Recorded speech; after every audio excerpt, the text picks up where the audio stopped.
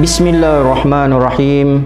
Innal hamdalillah nahmaduhu wa nasta'inuhu wa nastaghfiruh wa na'udzu billahi min syururi anfusina wa min sayyiati a'malina. May yahdihillahu fala mudhillalah wa man yudlil fala hadiyalah. Wa asyhadu an la ilaha illallah wahdahu la syarikalah wa asyhadu anna Muhammadan abduhu wa rasuluh. Rabbi shrah li sadri wa yassir li amri wahlul 'uqdatam min lisani yafqahu qawli.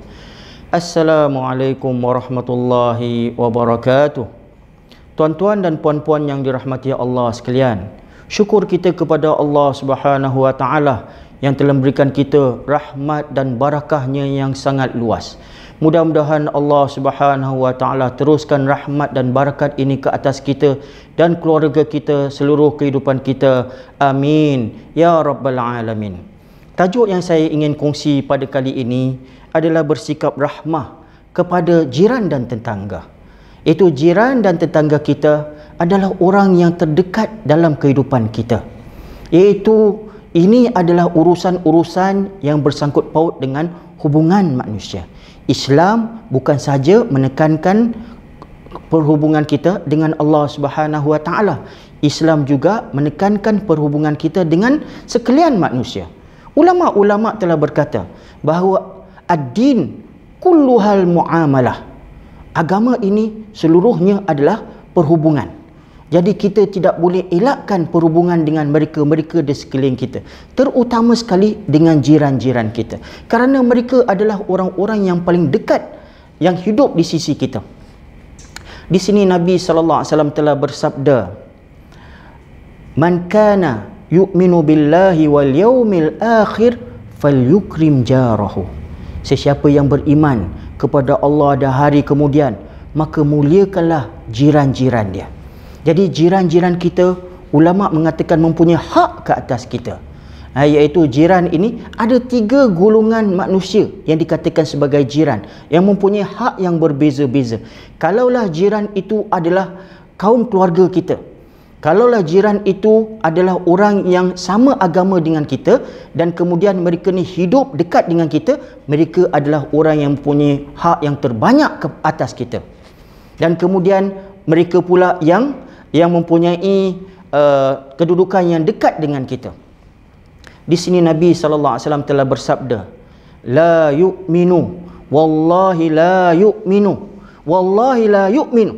Iaitu demi Allah tidak beriman, demi Allah tidak beriman, demi Allah tidak beriman sebanyak 3 kali. Maka sahabat-sahabat pun berkata, "Siapa itu ya Rasulullah?"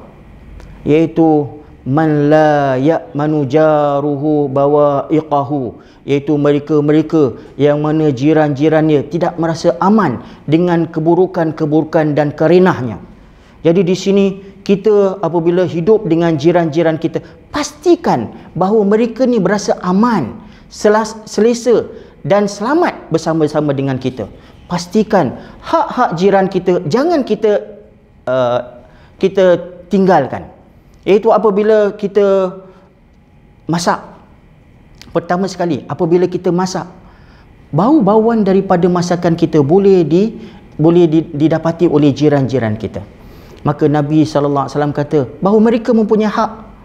Nabi kata, kalaulah kamu telah masak, lebihkan air sup dalam masakan tadi dan berikanlah kepada jiran kita. Kerana pertama sekali mereka sudah bau, mereka tahu.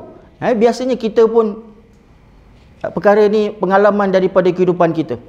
Apabila jiran kita masak kari ke apa, biasanya baunya boleh sampai masuk dalam rumah kita. Kita pun kata, oh hari ni jiran masak kari. Sehingga kan kalaulah jiran masak kurma, kita boleh tahu daripada bau tadi. Maka kalaulah jiran dah bau masakan tadi, maka kita sepatutnya bagi masakan, sebahagian daripada masakan tadi kepada jiran kita. Tetapi di sini Nabi kata bukan saja berbaik-baik, iaitu jiran tidak merasa aman daripada keburukan kita. Iaitu apabila kita sepatutnya bertimbang rasa dengan jiran kita. Apabila kita masak sesuatu, Rasulullah sallallahu alaihi wasallam menganjurkan kita supaya berbaik dengan memberikan sebahagian daripada masakan kita kepada jiran kita. Sebagai dalam pengalaman kita, kalaulah jiran kita masak sesuatu, kita akan dapat bau. Jadi apabila mereka bawa bau sesuatu, maka mereka mempunyai hak ke atas perkara tersebut. Dan kemudian di sini Nabi SAW sebut, janganlah sekali-kali jiran kamu merasa tidak selamat, tidak aman daripada karenah kita. Itu kalaulah kita bersuka-suka dengan keluarga kita sampai larut malam, jangan buat bising. Pada waktu pagi, kalau kita nak buat kerja, biar lambat sikit. Janganlah kita buat drill kerja-kerja yang kita tahu bahawa jiran kita mempunyai anak kecil yang perlu rehat. Mungkin jiran kita yang kerja malam perlu rehat pada waktu pagi. Maka kita lewatkan kerja-kerja tadi. Kita bertembang rasa kepada jiran kita. Rasulullah SAW telah menunjukkan kita tauladan yang cukup baik. Hubungannya dengan jirannya cukup baik. Dan bukan jiran Islam. Jiran Nabi SAW adalah seorang Yahudi.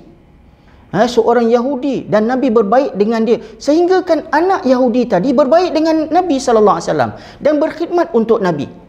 Dan sentiasa bersama dengan Nabi SAW. Dan Nabi pun menziarahi mereka, berbaik-baik dengan mereka, makan bersama dengan mereka, hubungan sangat baik. Sampai satu hari, maka Nabi SAW telah mendengar bahawa anak jiran dia sakit. Maka Nabi pun menziarahi jirannya. Dan dia lihat bahawa budak tadi sedang nazak, sedang sakit tenat. Kemudian Nabi pun kata, Qul la ilaha illallah. Katakanlah la ilaha illallah. Kemudian budak itu apabila dia mendengar nasihat Nabi SAW, budak itu melihat ke arah bapa dia. Dan kemudian bapa dia pun berkata, Ati' Abul Qasim. Ikut kata-kata Abul Qasim. Maka budak itu pun mengucap syahadah dan beriman kepada Allah Subhanahu wa taala. Kemudian Nabi SAW pun bersabda, Alhamdulillahilladzi anqadhahu bi minan nar. Syukur kepada Allah Subhanahu wa taala yang telah menyelamatkan engkau dengan aku daripada azab api neraka. Di sini kalau kita lihat bagaimana jiran Nabi SAW boleh suruh anak dia Ati' Abul Qasim. Itu maksudnya bahawa jiran itu tahu tentang peribadi Nabi SAW, luhur budi Nabi SAW yang sangat tinggi, akhlak Nabi SAW yang sangat baik. Sehingga kan apabila Nabi menasihati anaknya tadi, dia kata ikutlah apa yang telah disuruh oleh Muhammad SAW. Ini menunjukkan bagaimana hubungan Nabi SAW bersama dengan jiran. Jadi di sini hubungan kita dengan jiran pun kita perlu berikan tumpuan. Pertama sekali, kalau kita belum lagi dapat lakukan, ziarah jiran kita. Ziarah jiran kita, sekurang-kurangnya ziarah.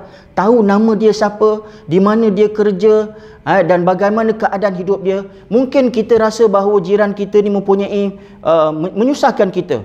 Kita komplain, kita kata bahawa dia punya basikal berselerak depan rumah kita, selipar dia berselerak depan kita. Dalam hati kita kata, jiran kita ni menyusahkan kita.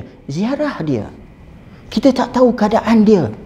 Mungkin dia ada masalah peribadi, dia ada masalah dengan anak dia, dengan masalah dalam kerja dia. Apabila kita ziarah, kita akan membuka hati dia dan kita tahu masalah ni. Nabi SAW telah bersabda, tidak beriman seseorang itu kalau dia tidur dalam keadaan kenyang dan jiran dia tidur dalam keadaan lapar. Jadi kalau kita tidak tahu keadaan jiran kita, bahawa dia mempunyai masalah, itu adalah satu kekurangan dalam kehidupan kita. Ziarah dia. Dan kemudian kalaulah kita jumpa dia, kita bermanis muka dengan jiran-jiran kita. Ini yang dikatakan sebagai kita hubungkan, adakan jembatan bersama dengan jiran kita. Kemudian kita berkasih sayang. Berkasih sayang maksudnya apa? Kalaulah mereka mempunyai perayaan-perayaan mereka, kita pun hormati mereka. Dan kalaulah ada perayaan kita jemput mereka kepada rumah-rumah kita untuk meraihkan juga kegembiraan yang kita rasa pada hari tersebut. Ini yang dikatakan sebagai berbaik-baik kepada jiran. Ini adalah muamalat yang sangat penting. Jangan sangat kita beribadah, ibadah kita, hubungan kita dengan Allah sangat baik, tetapi hubungan kita dengan manusia buruk. Rasulullah sallallahu alaihi wasallam pernah bersabda, ada menceritakan tentang seorang wanita yang cukup kuat ibadat, tetapi dia telah kurung seekor kucing sampai mati. Apabila ditanya, maka Nabi sallallahu alaihi wasallam kata, hiya finnar, dia dalam neraka. Wanita tadi kuat beribadat, tetapi hubungan dengan binatang pun cukup tidak baik. Apalagi kalau hubungan kita dengan manusia, apalagi hubungan kita dengan isteri, dengan anak-anak kita, dengan ibu bapa kita, dengan adik-beradik kita.